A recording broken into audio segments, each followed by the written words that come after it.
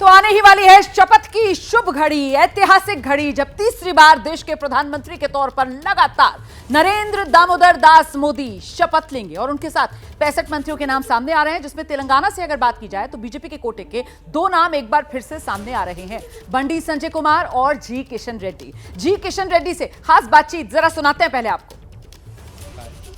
एक विश्वास जनता है, क्योंकि श्रीनिवास वर्मा हो, बंडी संजय हो, मैं हो, हम ऑर्डिनरी कार्यकर्ता है।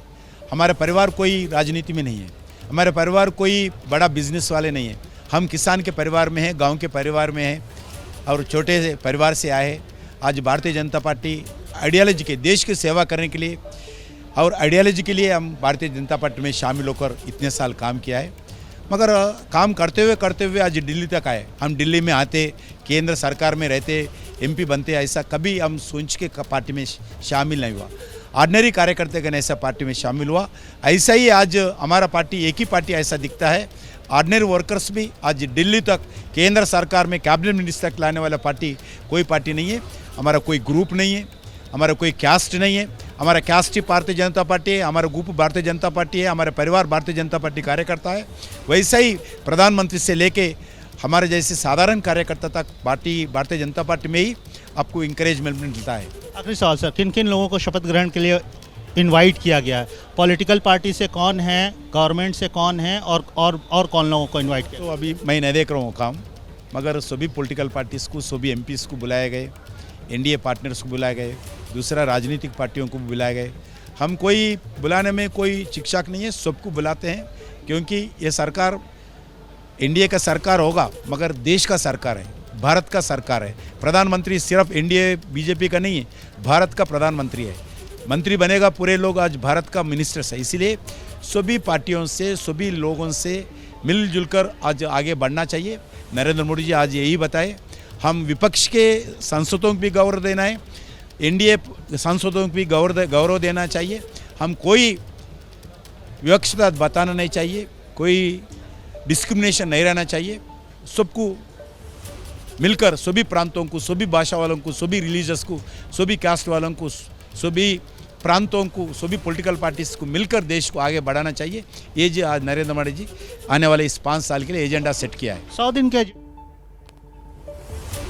जी किशन रेड्डी को आप सुन रहे थे, जो यही कह रहे हैं कि बीजेपी, भारतीय जनता पार्टी जो है वो बिना किसी भेदभाव के जो सामान्य कार्य करता है उसे उसके काम के अनुरूप ही सम्मान देती है। मैं सीधे सर आपको ग्राउंड पर लेकर चलूंगी। हमारे सहयोगी अंकित गुप्ता भी इस वक्त मौजूद है। और अंकित, कहीं ना कहीं वही सामान्य जन को सम्मान, जिसमें श्रमवीरों से लेकर वो सेंट्रल विस्टा बनाने वाले मजदूरों से लेकर महिला लोको पायलट्स तक जिस तरीके से निमंत्रण दिए गए हैं, उसी रूप में ये शपथ ग्रहण समारोह भी बेहद खास हो जाता है, बेहद अनूठा हो जाता है।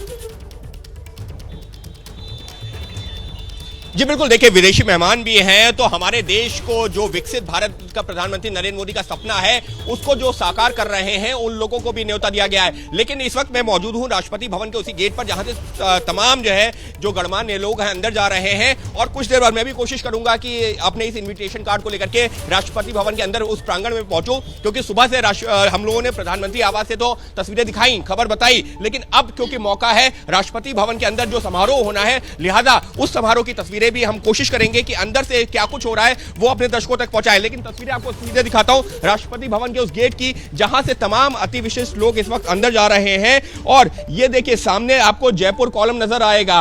ये जयपुर कॉलम जो कि जो है एक तरह से राष्ट्रपति भवन की अपनी एक पहचान है। और ये देखिए ये वो गेट है जहां पर से तमाम लोग जो अंदर जा रहे हैं, बाकायदा जो कार्ट है, यहां पर गोल्फ कार्ट है, जो इलेक्ट्रिक कार्ट है, उनको लाया गया है और लोगों से कहा गया है कि आप अपनी गाड़ी दूर पार्क कीजिए और जिसको पास में अनुमति है वो उन्हीं की गाड़ियां अंदर जा रही हैं। अन्यथा अधिकतर लोगों को यहां पर गेट पर रोका जा रहा है और उनसे कहा जा रहा है कि आप इस जो है ये जो कार्ट है इसमें जाकर के आप अंदर पहुंच सकते हैं। तो कोशिश हमारी यही है कि प्रधानमंत्री आवास से लेकर के राष्ट्रपति भवन तक जो भी घटनाक्रम हो रहा है अपने दर्शकों तक पहुंचाएं सारी तस्वीरें और जानकारी। जी बिल्कुल, सबसे पहले हमारे जो सहयोगी जो ग्राउंड पर मौजूद हैं वो हर तस्वीर, हर खबर आप तक पहुंचाने का काम कर रहे हैं और हलचल जो है वो अब बढ़ना शुरू हो गई है। राष्ट्रपति भवन के बाहर तैनात अंकित गुप्ता यही जानकारी दे रहे थे। तो आज मंत्रिमंडल के जरिए किस तरीके से सियासी समीकरण साधने की भी एक कोशिश इन चेहरों के जरिए की जाएगी, उसको लेकर भी चर्चा आगे बढ़ाएंगे।